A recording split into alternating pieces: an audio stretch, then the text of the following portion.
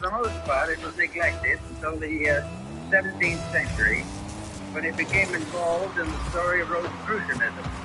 The alchemists, the Rosicrucians, and the Hermetists all were unfolding phases of magnetic theory. Then we come down a little later and we come upon a curious instrument, Mesmer's magnetic tub. This was a kind of tank in which many people put their feet at the same time, held hands, and created a balance.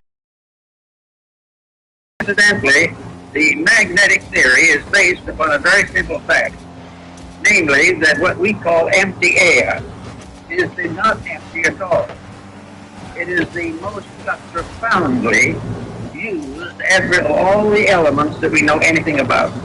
We all live within air and have our being, and we know that if the air fails, we die.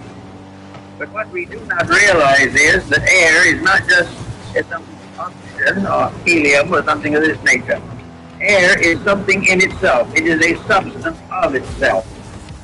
It is a substance so real and so important that it's almost impossible to estimate it. It is a tremendous field of magnetic energy.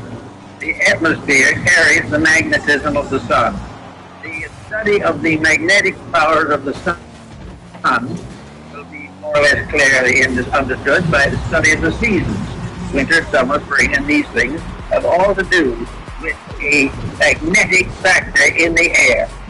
And we think of it only as in trying to explain it as a physical astronomical phenomenon, and as the rotation and revolutions of the sun and planets. But each of these planets is a field of magnetic energy. And this energy comes to us through what we call air. One thing we have learned from television is that air transmits. We know, for instance, that we can have all kinds of programs on the air at the same time. And they can come from all directions. And they can overlap and interlap. But each one will remain separately identified as though it was moving in a channel or a circuit of its own. Something went through with vibration. And this vibration in the magnetic field can be divided into an infinite complexity of separate emanations. In other words, if we had 1,000 different channels, they could be differentiated in the magnetic field, so that each one would be broadcast correctly and properly for whatever it is. Thus we realize there's something out there besides air, something besides helium and oxygen, something besides the ordinary factors we take into consideration scientifically. We are in the presence of a mysterious agent, an agent that is part of everything that we are. Now, studying magnetism as it comes into the human body, we discover along with Kilmer that each human body is surrounded by an etheric or energy field. This energy field is sometimes referred to as an aura, but it is not the true aura that we think of in metaphysics. This magnetic field is an area of energy. This area of energy forms an egg-like atmospheric sheath around the physical body, usually extending 3 to 5 feet from it in each direction. This energy field is the basis of virtue, because this energy field depends for its reality, its serviceability, and its protecting power to move emotions, thoughts, and the attitudes of the person around which this magnetic field is gathered. In other words, the individual, if they are normal, mentally, emotionally, and physically, they're keeping the rules. This magnetic field forms a tremendous protection.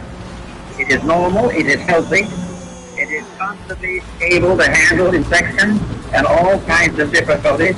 It will help to heal wounds, it will help to recover the useful functions and organs, and if we are deprived of some part of the body, it will try to compensate for it.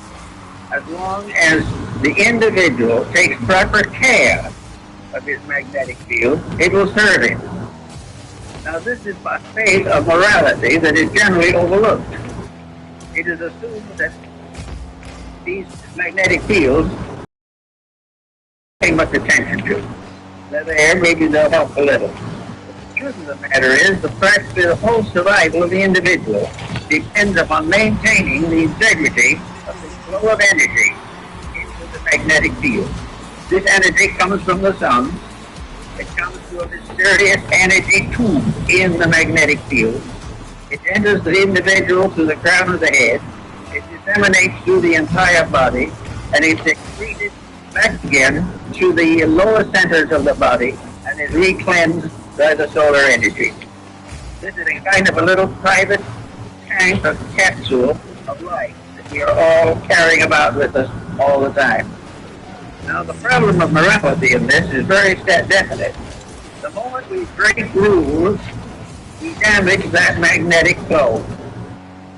We have got to keep the laws of nature, and these in turn are the laws of God, or the magnetic field fails. It can fail because of physical intemperances, which reduce its integrity and reduce its power. It can be wasted in riotous living, which is a common cause these days. It can be variously destroyed by moods, by attitudes, by fears, by complexes. It can be destroyed or damaged by alcohol, drugs, narcotics, all kinds of things. But if this field is damaged, it immediately reacts into health. It damages the individual's vitality. It makes him more easily subject to contagions and infections, and it definitely shortens the life expectancy. Now we think of the magnetic field as surrounding the entire structure of the body and so much of the atmosphere, and that is also in his study of the atmosphere. This, however, is only a phase of it. Each part of the body has a magnetic field. Each unit within the individual has its survival in a unit of energy. And this unit of energy is present in the smallest subdivision of imaginable space. It is in the tiniest atom. There is no such a thing as a dead particle in the universe. Even if it is killed by something, the very disintegrating process is a symbol of light energy.